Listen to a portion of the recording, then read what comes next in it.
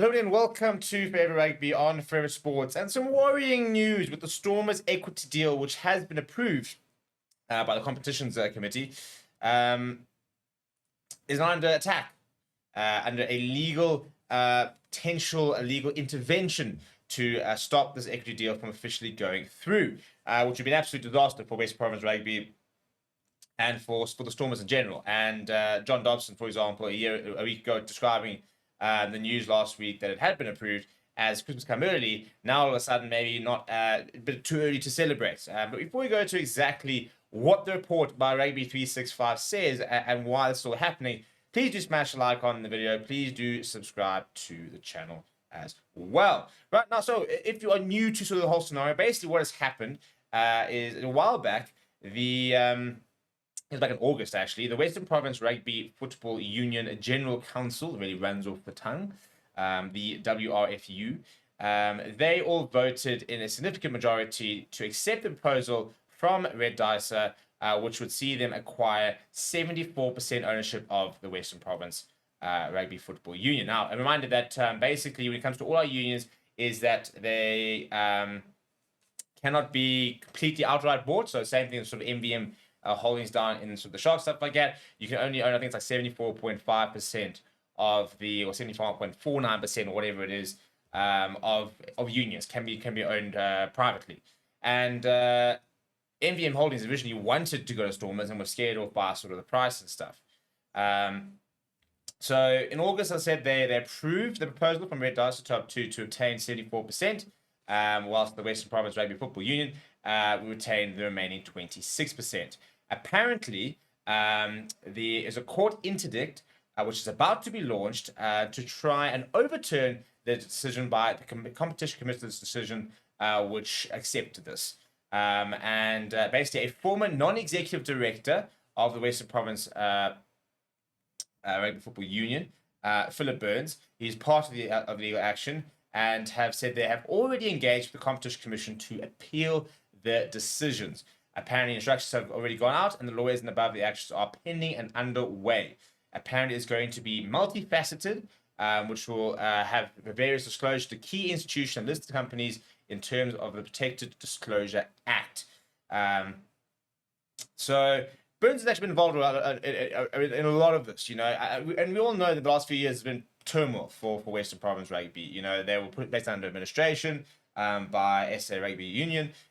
This was, this was challenged by members of the Western Province board at the time. For example, Burns himself in January, as per the article, he threatened to file a formal criminal complaint against the South African Rugby Union as well. And apparently, the issues with the equity deal, this equity deal, lie in corporate governance and the rule of law. According to the article, it says the following. The parties opposing the equity deal have also obtained an independent valuation of Western Province, claiming it is undervalued in the equity deal.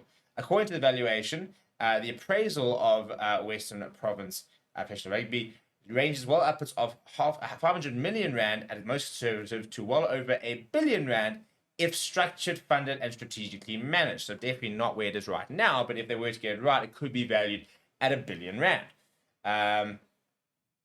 So I think that's a lot of sort of where it lies, saying sort of basically the equity deal is not big enough. For example, Stormers have in the last couple of years have had very little good news, to be honest. They've struggled financially, for example. They've had a lot of issues from an administration point of view, which was why it was always so impressive that they had done so well, given the issues in the boardroom. So John Dobson last week Friday, after the announcement by the Competition Commission to say that they accepted the acquisition and it was all going to be sort of full steam ahead. He said the following. He said, "It is a huge moment for rugby in our province and for the Stormers and Western Province professional teams. It finally feels real now that the Competition Commission has ruled on the deal. These are historic moments in our rugby history in this province.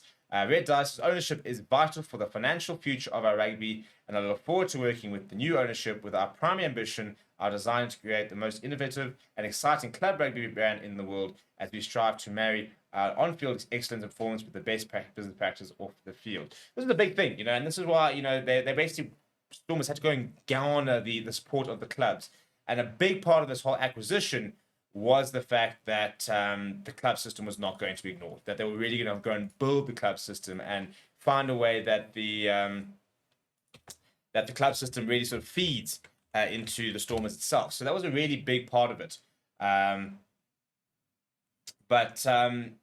it wasn't like an MVM holding sort of situation where all of a sudden the money's going to come in and suddenly there were going to be all these big funds going into like bringing massive players in and stuff like that. So a lot of it, I think, at this stage is consolidation. They spoke about the fact, they said that it's about sort of consolidating what they have, for example, and starting to put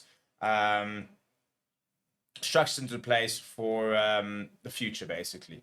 And I think that's a nice way to do it. Stop being quite conservative and not sort of just go out and go on this big spending spree. So for me, there's been no real red flags when sort of listening to what the sort of plan seems to be.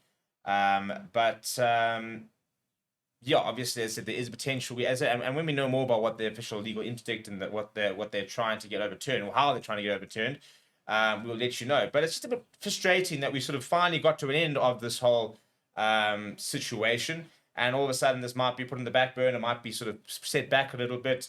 And from a Stormers, and as I said, from a fan perspective, we just want to see the team on the field, don't we? A Stormers fan perspective, you just want to know that your union has been run well, that there's money available, that players are staying, players are happy, the coaching structures are in place, and it all kind of seems to almost be there. But you're kind of very aware there are boardroom issues which will eventually onto the on-field. And so I think it's very frustrating that we've gotten so close to have sort of putting this entire situation to bed.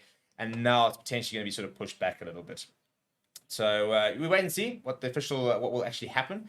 But that's currently what is happening, or what the rumors are, that there is legal work that is being prepared to try and overturn the decision by the Competitions Commission, which approved the acquisition of 74% of the Stormers by the Red Dice Consortium. So yeah, let me know what you think down in the comments below. Please do smash a like on the video. Please do subscribe to the channel as well. Thank you very much for watching. My name is Steve.